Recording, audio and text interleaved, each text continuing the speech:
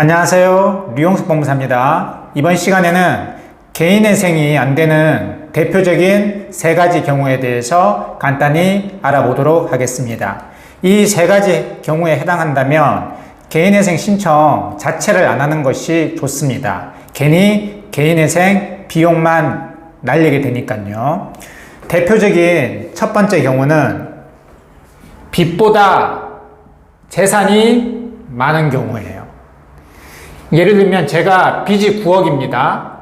근데 매월 내가 월급을 150만 원밖에 못 받아요.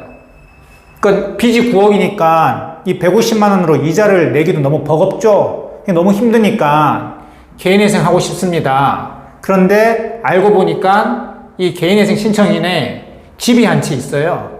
이 집이 시가가 10억입니다. 빚이 9억인데 집이 10억이에요. 아니, 이 집은 그냥 내가 살고 있는 집이고 내가 이 집을 가지고 지금 빚을 갚을 수도 없는 거 아닙니까? 제가 매월 소득이 150만 원이니까 그래도 개인회생 되는 거 아닙니까? 안 됩니다. 일단 재산이 빚보다 많으면 개인회생 자체가 안 돼요. 신청 자체가 안 됩니다. 자격 자체가 안 돼요. 그러면 이 집을 팔아서 그 돈으로 빚을 갚으라는 얘기죠. 법원은.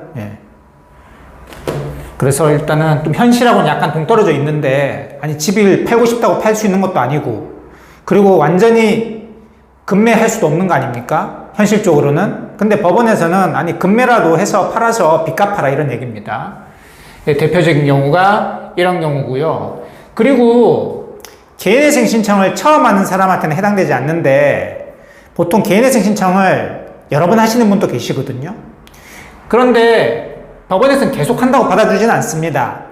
개인회생 신청을 하고 면책을 받고 그로부터 5년이 경과돼야지 새로운 개인회생을 받아줍니다.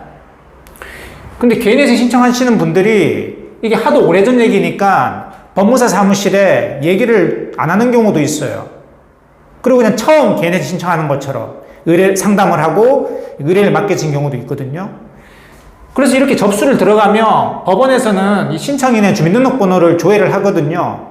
근데 이 신청일을 기준으로 해서 5년이 경과되지 않았으면, 그러니까 지난 개인회생 면책 결정일로부터 5년이 경과되지 않았으면 보정명령도 안 내리고요. 바로 기각시켜버립니다. 그래서 반드시 내가 개인회생 신청을 한 번이라도 각오했었다면 그 면책 받은 날로부터, 신청일 아니에요. 면책 받은 날로부터 5년이 경과됐는지를 반드시 계산을 해보고 새롭게 신청하시길 바랍니다. 괜히 그거 확인 안 하고 덜렁 의뢰하고 비용도 다 지불했는데 기각돼 버리면 그 돈 어떡합니까? 그리고 세 번째는 많이들 들어보셨을 겁니다. 청산가치 보장의 원칙을 지켜야 돼요. 이 청산가치가 한마디로 내 재산이라고 생각하시면 된다 그랬죠. 개인회생 같은 경우 보통 36개월에서 최장 60개월 동안 갚아 나가야 되는데 그 합계액이 내가 개인회생 신청 당시 가지고 있던 재산보다는 단 1원이라도 많아야 돼요. 그러니까 예를 들면 내가 매월 변제금을 매월 150만 원씩 최장 60개월 동안 갚기로 했다. 그런데 내가 개인회생 신청 당시 재산이 1억이 있었다. 150만 원을 60개월 동안 갚아봤자 얼마예요? 9천만 원이죠. 내 재산 얼마예요? 1억이죠. 이러면 개인회생 신청 자체가 안 됩니다. 접수는 되죠. 그러니까 무조건 기각이에요. 그러니까 이 청산가치 보장의 원칙을 지켜야 된다. 그러니까 내 재산이 만약에 8천이다. 혹은 8,999만 원이다. 그러면 되죠. 청산가치 보장의 원칙 지키기 위해서 재산을 일부 처분하고 개인회생 신청을 하는 것도 하나의 방법입니다.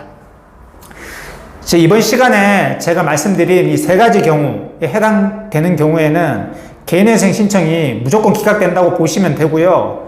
이런 경우에 괜히 법무사 사무실에 의뢰를 하시고 비용을 지불해봤자 돈만 날리게 되는 꼴이니까 반드시 확인하시고 개인회생 절차를 진행하시길 바랍니다. 지금까지 류홍석 법무사였습니다. 감사합니다.